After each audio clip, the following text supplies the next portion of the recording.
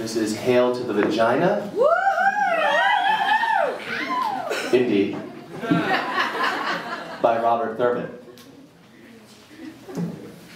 The famous Indian esoteric Buddhist scripture, the glorious, ecstatic community Tantra Royale, is presented as a revelation being granted by the primordial Buddha Vajradhara, who gives the teaching while said to be residing within the vaginas of the diamond female Buddhas. This extraordinary setting essentially reveals the most profound nature of the infinity of reality, as perceived by enlightened beings, as the most sensitive, delicate, adamantine matrix of life and bliss. The most advanced esoteric text of the Buddhist inner science, then, describes the deepest absolute reality discovered by enlightened beings, not as atoms or subatomic particles whirling around, not as dark space or nothingness, not as inconceivable little strings vibrating away in the 11th dimension.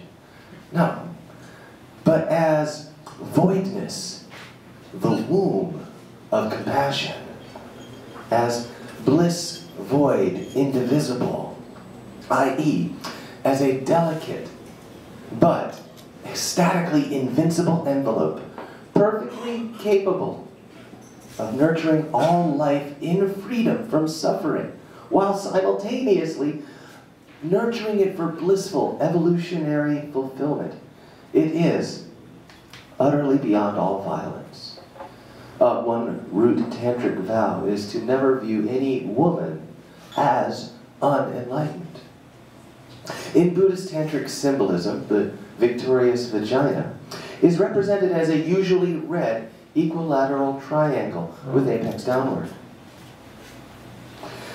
In this way, it is called the Dharmadaya, the source of truth, or reality source. In Buddhist insight, there are two kinds of truths. Right? There's the actual, absolute, ultimate truth, or reality.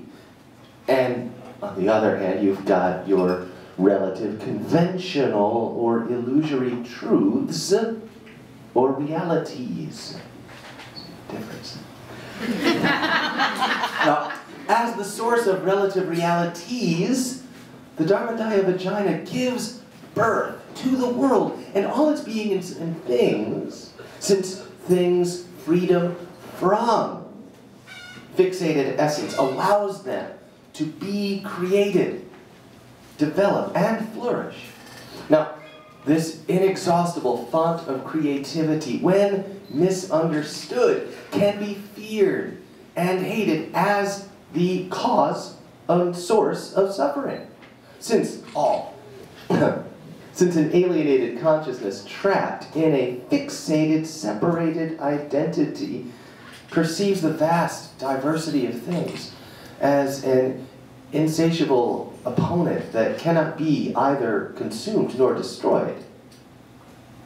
But the real source of suffering is the misunderstanding, is the ignorance, is the misknowledge, not the Dharmadaya vagina.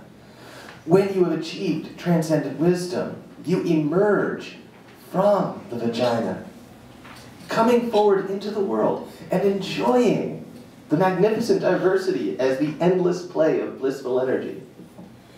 Only then do you truly vive la différence.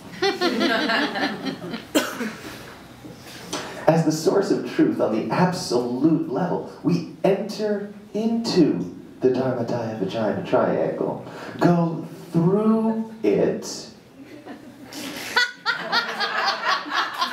These are your minds, not mine. Go through it into the most profound transcendental reality of bliss, freedom, indivisible. In this context, the triangle's corners represent the three doors of reality of all things. These are voidness, signlessness, and wishlessness. The visceral understanding of which leads to the enlightened realizations of freedom, peacefulness, and blissful satisfaction, respectively. And when you realize that you are devoid of absolute, fixated, alienated essence, you discover the blissful freedom of infinite interconnection with all beings and things, a freedom that allows you to play harmoniously with all other relational things. When you realize that each thing, just as it inconceivably is whole within itself, as flowing nexus of interconnection with all other things, you are released from the compulsive drive to push everything into causation, significance, significations. And you discover the unexcelled peacefulness of the reconciliation of all dichotomies, which is enlightenment. And when you realize that all beings and things are ultimately and primordially, essentially fulfilled in their freedom and peacefulness, you discover the super bliss energy that is the actual reality of all things. And you effortlessly enjoy the wisdom of innermost, supreme, realistic satisfaction that transcends all suffering, both of yourself and of all others. Within the sphere of the victorious Dharmadaya Vagina, you live and die and live again, endlessly, without deviation from the Parinirvana play. The great Kanhapa said, "I wander through the town wearing my necklace of Parinirvana pearls."